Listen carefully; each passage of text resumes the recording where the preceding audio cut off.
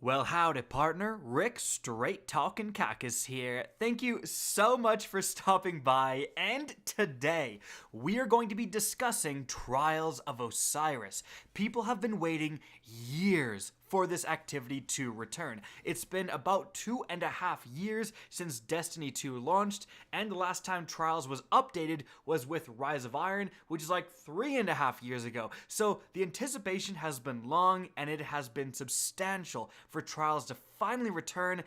How is it as an activity? In this video, we're going to be looking at the good, the bad, and potentially the ugly to hopefully give Bungie some feedback on this event and see some fixes later down the road. Remember, guys, this is not a flash in the pan activity. This is not your normal seasonal edition. Trials is going to be a permanent feature to Destiny 2, and it's likely to be updated and changed every single season. So, let's get started. First off, let's talk about the good, and I think the first very good thing is the introduction of the different types of passages. You go to Saint 14 and you can purchase all these different things. You can have one that gives you an extra win. You can have one that gives you a mercy, forgives a loss, aka. And then once you get 5 wins on either of those, you can buy some more interesting farming related things. You can go and get a passage that gives you more tokens. You can get one that gives you more experience. I think this is a fantastic idea. It cuts away a lot of the unnecessary bloat and complication of the previous passage system where you're spending all these resources on buying certain boons, and that gave a lot of players a disadvantage because if you didn't have enough Trials coins to buy, a boon for forgiveness, for example, I mean, you were kind of screwed, but with this system, you can just go and buy the Mercy passage and then get that bonus 100% of the time. You don't have to worry about playing the activity to get tokens to then buy boons that benefit you in the activity that you're already playing. You get to get that benefit right off the bat before you even start. But again, the addition of the other passages that have to do with farming are a great thing. If you just get to that 5 win mark, you're having trouble going flawless, well, you can say, well, screw it, dude. I'm going to buy the passage that gets me extra tokens. I'm just going to get, 4 wins, 3 wins, and some losses. No big deal. Like, don't even sweat the flawless aspect. And then just use those tokens to get a ton of loot. That is a great idea. I think a lot of people are putting a huge emphasis on flawless and they're getting, almost obsessive over it and getting very stressed and negative about not going flawless when the reality of the situation, and we'll talk about this more in a sec, is that you really don't need to go flawless to have access to the best of what Trials is offering in terms of loot. Moving on from there, I also enjoy the gameplay of Trials. However, this is mostly unchanged from its original form. I will mention, however, the revive system, where if someone dies, it's around a 4-second wait before you can revive them, and then if someone else dies, it's much longer to revive that guy, and it goes like that. And that kind of prevents revive spam that you did get in Trials, the original Trials of Osiris, where, 2 people would be dead, 1 guy would be alive, and you would just like chain revives off each other, and it could be a little frustrating. But I think a positive much bigger than that, at least in my opinion, is the matchmaking.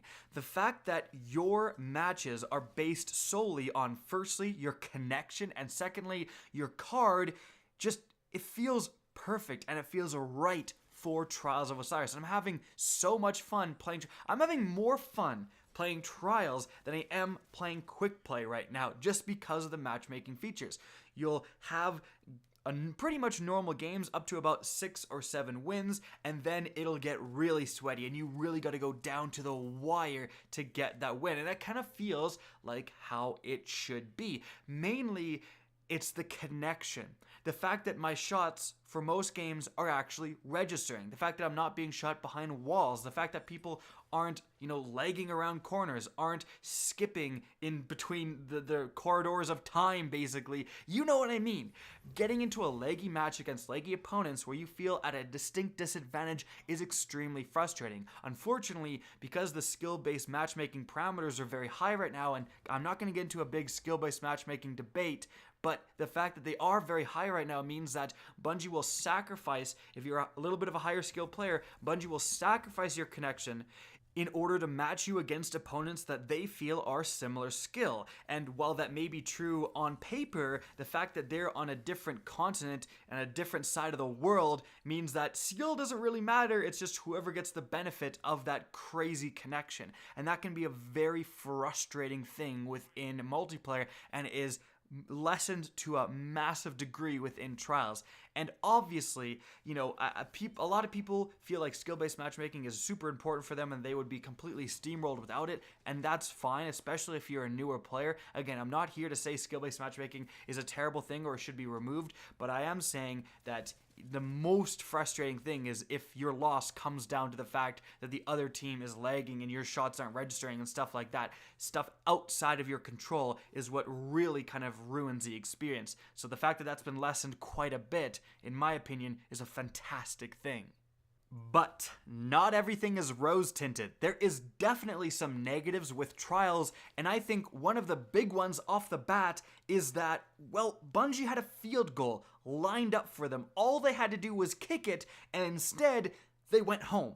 Like, that's the best way to explain it, because the negative number one is the lack of adept weapons, and this is going to lead into flawless rewards as a whole, but the lack of adept weapons, I think, was a huge mistake. Now, I know the argument for that is going to be from people saying, oh, they're just win more weapons. So the best players out there, they go flawless, they get adept weapons, which adept weapons, for those of you who don't know, are coming from the original Trials of Osiris. Basically, the weapons that you're available to get right now, the adept versions would firstly look a little bit different. And this difference in appearance is like 95% of the difference. But sometimes within Destiny 1, adept weapons also had unique intrinsic perks. For example, a set of adept weapons were exactly like the normal versions of the weapons, except the adept versions had snapshot as an intrinsic perk. So they aimed down sights a little bit faster than their competition. And sometimes you had other different intrinsic perks to this. But again, that leads into the argument of win more weapons. You have a version of a weapon that's slightly better, no matter how slight it is, just outright better than the other version, and you're letting the players who are already dominating dominate more. I think this is a silly argument. Don't you guys want weapons to chase? I mean, wasn't the main complaint when Bungie introduced the idea of limited time infusion and weapons dropping off over a period of time that Bungie should just introduce weapons that are interesting and unique and actually we want to grind for? That's exactly what adept weapons are. They offer extremely minor bonuses, but for goodness sakes, Trials is the raid of PvP, and I don't think a lot of people are truly viewing it as such. A lot of people just, want the flawless loot right off the bat. Hey, it's first weekend and I didn't go flawless. What the heck? That's like complaining that you didn't beat the raid on day one with the challenge modifier. Not everyone is going to be able to do that. But that's literally the point. That's why this activity exists as it does, is that it's not capable for everyone to achieve flawless, because they want you to work at it. They want you to come back every weekend, get better, find new teammates, find new friends, get a better team, a better squad, better gear, and then suddenly you go flawless.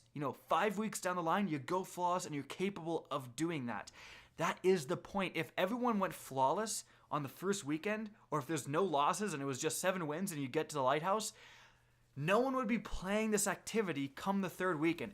Everyone would get the weapons and then not care, like so many of the other activities within Destiny 2. And I know people are going to be upset at me saying this and calling me an elitist or whatever, but you have to look past what you want selfishly and think about what is best for the game, and giving away all the rewards immediately is not. We literally went through that with Destiny 2 launch, and the fact that you could get raid loot if your clan members did the raid. So people would just have a full set of raid loot without ever stepping into the raid. Guess what? Those people never did step into the raid, and the amount of people playing the raid went down significantly. The amount of people playing the game dropped by 85% in 3 months. It was a disaster. You cannot forsake aspirational content, and I think Bungie is unfortunately still trending in this D2 launch direction with decisions like this. What would be wrong with adept weapons? Something to actually go for and grind for. As it is, there really isn't much of a point for going flawless other than, the emblems you get for the first time, and maybe like one piece of armor, I guess, which aside from appearances doesn't do anything unique compared to other armor. And this is an unfortunate trend that Bungie has been doing for a long time. Within Destiny 1, Raid and Trials loot had unique intrinsic perks, even armor. Raid armor would have unique intrinsic perks that gave you benefits within that raid to incentivize you to go back in, grind again, keep getting the weapons in there because you're a little bit more powerful because you get those bonuses. Hey, I really don't understand why Bungie has forsaken that, and it makes it so that these super hardcore pinnacle activities that people work quite a lot to achieve, they come out with loot that's almost identical to loot you get in world drops and so on, and it just doesn't make sense. Oh, and if you're wondering what an adept weapon would look like, well, here's a home run for you. Just make the celerity perk that gives you some bonuses like reduced flinch, better target acquisition, and so on when you're the last man in your fire team. Make that the intrinsic perk. Make them a different color, you're good to go. That's it. That's all you would have to do. It's not an overpowered perk by any means. You have to literally be the last man in your fire team. That's not going to come up that often, and if it's a 1v3, maybe you'll get a minute benefit that will actually let you win a gunfight where you otherwise wouldn't have. But that's the entire point of an adept weapon, is that it's a reason to grind for that flawless. And without all of that infrastructure, I worry about the future of Trials, because people are going to figure out sooner or later that going flawless really doesn't matter very much, and they're just going to grind tokens and get all of the god rolls for the weapons, and then what? Like, that's it. And the worst part is that this makes things harder for the average player, because it means that people are going to realize flawless is pointless and then just farm tokens, which means the best players are going to be playing 3 games and resetting their card, 3 games, resetting their passage, 3 games, resetting their passage, and just replaying that over and over again to just farm tokens, which means that you're not going to verse the best players at, game 7 or game 6. You're going to verse them constantly at games 1, 2, and 3, which is not what you want. And here's the thing. If you don't think this reward structure is a problem, then I ask you, what is the difference between Trials of Osiris and Trials of the Nine that we did have when Destiny 2 launched? Because frankly, aside from the passage system and the look of the rewards and activity, I would argue that there's almost no difference. You get rewards at 3 wins, 5 wins, and 7 wins, just like last time. You get a little bit of an extra reward when you go flawless, but it's just something already in the loot pool. One of the main differences between Trials of the Nine and Trials of Osiris, and one of the main reasons why people wanted Trials of Osiris back and not just another Trials of the Nine, was the existence of adept weapons and the true glory of going flawless. Not having that, why didn't they just bring Trials of the Nine? It's just called Osiris for a marketing ploy? I'm not 100% on board with that. But those are my thoughts on Trials, and I think that the foundation is there. The main things, Bungie hit the nail on the head. It's just the going flawless and the lack of adept rewards, I think, is just the easiest thing for Bungie to do, and I don't know why they didn't do it. And then they wonder why not too many people use the new weapons. Well, because they're exactly the same. They have the chance to make them different finally, and they don't. So that's it for this video. I hope you guys, found this an interesting discussion. If you did, please remember to help me out by simply rating and especially sharing this video. If you guys want to see more Destiny 2 content similar to this, don't be afraid to slap that subscribe button. If you want to get in touch with me and keep up to date with the latest channel activity, the best way is to follow me on Twitter at @RickKackis. That's linked in the description down below. Again, I hope you enjoyed the video, and as always, have a good day.